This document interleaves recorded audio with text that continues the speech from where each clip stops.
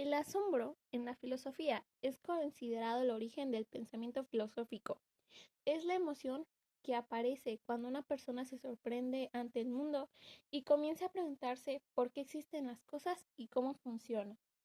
Es una emoción por algo insólito, grandioso y que desafía nuestra comprensión. Las dimensiones del asombro se refieren a las diferentes maneras en las que el ser humano experimenta esa sensación profunda de sorpresa, admiración y maravilla ante la realidad.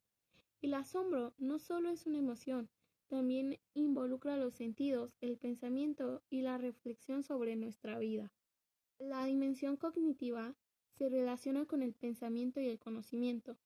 Cuando algo nos asombra, y comenzamos a hacernos preguntas y a buscar explicaciones. Esta despierta la curiosidad intelectual, motiva la investigación y el aprendizaje y nos lleva a reflexionar y a comprender sobre nuestra realidad. La tercera es la dimensión espiritual. Esta es la más profunda con el asombro. Se relaciona con la reflexión sobre la existencia, el sentido de la vida y lo trascendente. Genera admiración profunda por la vida y el universo. Invita a pensar sobre quiénes somos y para qué vivimos. Produce sentimientos de respeto, humildad y conexión con algo mayor. En conclusión, el asombro es la experiencia fundamental en la vida humana que nos permite descubrir, aprender y reflexionar sobre el mundo que nos rodea. A través del asombro, las personas despiertan su curiosidad, observan la realidad con mayor atención y comienzan a hacerse preguntas que conducen al conocimiento.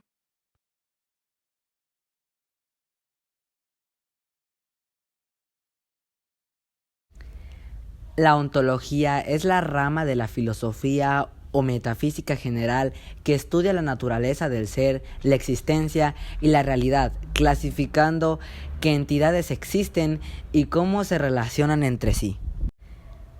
Se justifica como la rama filosófica fundamental que estudia la naturaleza de la existencia, el ser y sus categorías, permitiendo comprender qué tipo de entidades componen la realidad. Su objetivo es investigar la estructura de la realidad, estudiando qué entidades existen, por ejemplo, ser o ente, y cómo se clasifican, relacionan o categorizan. En conclusión, el estudio del ser es especial para comprender la estructura de la realidad, clasificando qué entidades existen antes y su naturaleza esencial versus accidentes. La metafísica es la rama fundamental de la filosofía que estudia la estructura, componentes y principios últimos de la realidad, yendo más allá de lo físico y empírico. Investiga qué es el ser y la existencia, abordando preguntas fundamentales sobre el mundo, el alma, la casualidad, el tiempo y el espacio a través de la razón y la especulación. Estudia la naturaleza fundamental de la realidad, la existencia y el universo, preguntándose por el ser, más allá de lo físico, que también sirve para explorar preguntas últimas, por ejemplo, ¿por qué existe algo? ¿Qué es el tiempo y qué es la realidad? A diferencia de la ciencia que se basa en la evidencia empírica, la metafísica utiliza el razonamiento abstracto para comprender la naturaleza última de lo que existe. Algunos de los ejemplos es relación mente y cuerpo, que es cuestionar si la conciencia mente es una entidad separada del cerebro físico o si es producida únicamente por él. Otro ejemplo es la identidad personal, que es preguntarse qué hace que una persona sea la misma a lo largo del tiempo a pesar de los cambios físicos y mentales. En mi opinión, la metafísica es aquella que busca entender la realidad más allá de lo que observamos. Explora conceptos como la existencia, la identidad y la casualidad. Y también nos hace preguntarnos por qué existe algo, qué es la realidad y cuál es nuestra identidad. ¿Qué es la realidad? La realidad es lo que existe de manera objetiva, independiente de si hay alguien ahí para percibirlo o no. Es la esencia de las cosas, el ser en sí mismo. Características. Es única, universal y no depende del punto de vista. Ejemplo, la estructura molecular de una mesa o las leyes de la física que rigen el universo. ¿Qué es la apariencia? La apariencia es la forma en que la realidad se manifiesta a través de nuestros sentidos o de nuestra interpretación mental. Es lo que creemos, ver o sentir. Características. Es subjetiva, cambiante y depende de las capacidades del observador, nuestros ojos, oídos, prejuicios o cultura. Ejemplo, el color de la mesa bajo una luz roja o la sensación de que el sol sale y se pone, cuando en realidad es la Tierra la que gira. Origen.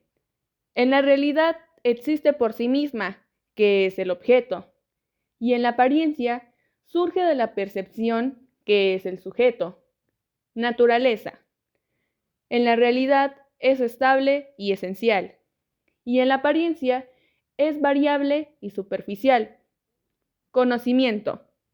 En la realidad se llega a ella mediante la razón o la ciencia, y en la apariencia se llega a ella mediante los sentidos. Verdad.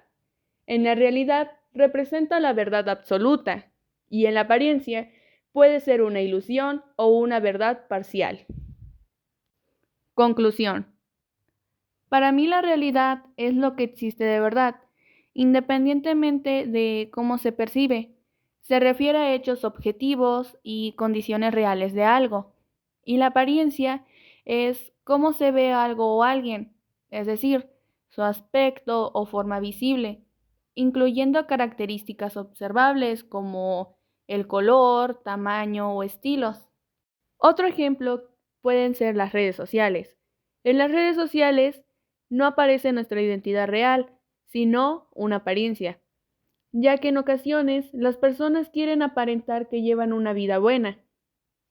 En las redes sociales, la mayoría de personas quieren aparentar que llevan una vida perfecta, con una comodidad estupenda, que tienen a la mejor pareja, que van a lugares o sitios demasiado buenos, cuando no es así, ya que a través de ellas pueden estar pasando por el peor momento de sus vidas, por problemas o recaídas, y aún así no muestran cómo son en realidad por querer seguir dando una buena apariencia de ellos mismos. En ello podemos ver que las apariencias la mayoría de veces nos engañan y nos hacen dudar, ya que no siempre muestran lo que son, sino lo que quieren ser.